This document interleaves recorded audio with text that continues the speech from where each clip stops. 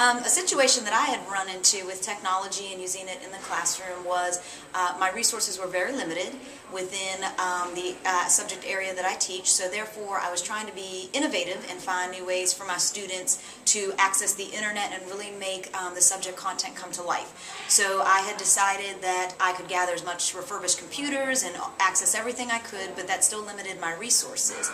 Therefore, I asked my students to use what resources they had available to them. They brought in iPads, they brought in laptops, cell phones, everything I could think of. They're my best use of resource, so why not use what they have?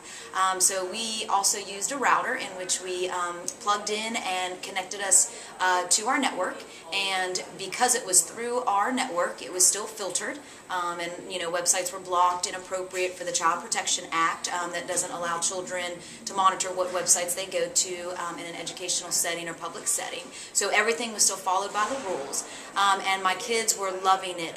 The classroom was coming to life. The technology, my kids became more of the teachers. It became more of a student-driven classroom and a teacher-facilitated classroom. Therefore, my students were retaining a lot more information.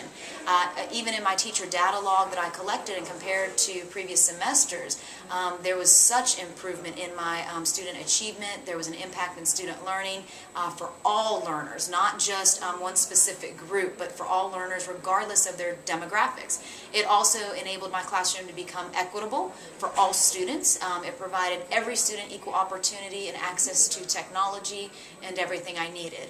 Unfortunately, that ended very quickly when I guess it was discovered that I was using a router. Therefore, it got taken away, and I was told that it violated policies for the Child Protection Act, and I tried to explain that the students still could not access websites because it was the network that filtered things, not the student computers. So right now I'm in a battle, and it's kind of hindered my students' abilities. I'm back to limited resources. So I'm just trying to figure out, we've got technology, they encourage us to use it, so why can't we embrace it and become innovative and do what we need to do to prepare our students for the 21st century?